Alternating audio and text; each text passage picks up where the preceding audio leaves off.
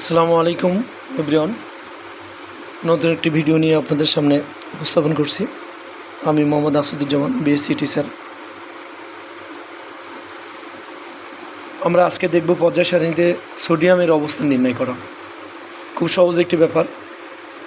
প্রিয় শিক্ষার্থীবৃন্দু, তোমরা যারা সোডিয়ামের অবস্থান নির্ণয় করতে সহজেই পারো না, তাদের জন্যে প্রথমে সোডিয়ামের পারমাণবিক সংখ্যা কত সেটা আমাদেরকে জানতে হবে।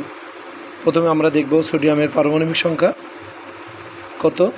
সোডিয়ামের পারমাণবিক সংখ্যা হচ্ছে 11।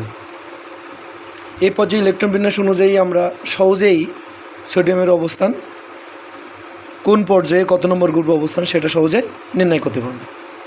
আশা করি তোমরা সহজেই বুঝতে পারবে।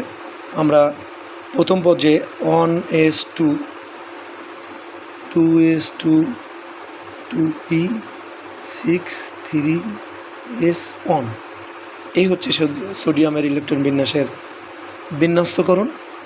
আমরা এখানে দেখলাম যে সোডিয়াম প্রথম শক্তি স্তর পরিপূর্ণ করে দ্বিতীয় শক্তি স্তরে পরিপূর্ণ করলো।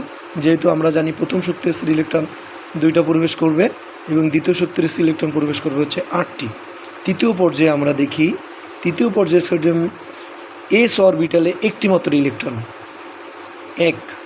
এই অরিজিনে আমরা সহজে নির্ণয় করতে পারবো যে 2 8 এবং 1 11। সহজেই আমরা সোডিয়ামের পারমাণবিক সংখ্যা 11 নির্ণয় করলাম। এখন আমরা কিভাবে পর্যায় নির্ণয় করব? প্রিয় শিক্ষার্থীবৃন্দ, তোমরা দেখো সোডিয়াম তৃতীয় পর্যায়ে মানে 3 নম্বর শক্তিতে সে অবস্থান করছে এবং তার সর্বশেষ শক্তি স্তর হচ্ছে 1। অর্থাৎ আমরা সহজে নির্ণয় করতে পারবো যে সোডিয়াম তৃতীয় পর্যায়ে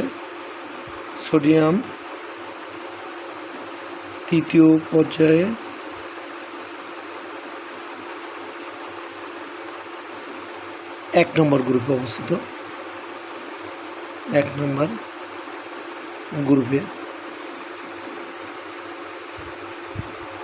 নম্বর গ্রুপে অবস্থিত।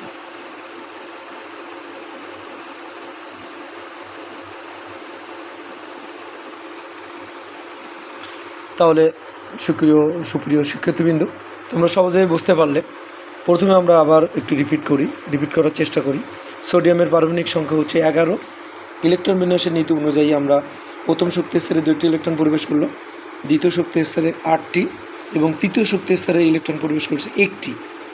তাহলে তার পারমাণবিক সংখ্যা 8 আর 2 10 এবং 1 11। সহজে নির্ণয় করব। আমাদের একটা জিনিস সতর্কতার সহিত দেখতে হবে যে সোডিয়াম তার সর্বশেষ শক্তি স্তরে কয়টি ইলেকট্রন আছে সেইটা দেখতে হবে। সর্বশেষ শক্তি স্তরে সোডিয়ামের ইলেকট্রন হচ্ছে 1টি এবং তৃতীয় শক্তি স্তরে অবস্থান করছে। ঠিক আছে, সেই হিসাবে আমরা নির্ণয় করতে পারি তৃতীয় পর্যায়ের 1 নম্বর গ্রুপে অবস্থিত সোডিয়াম। আশা করি তোমরা সবাই বুঝতে পারছো। বুঝতে না পারলে অবশ্যই কমেন্ট করে জানাবে, কমেন্টস কিংবা ইনবক্স করে জানাবে। ইনশাআল্লাহ। সবাইকে ধন্যবাদ।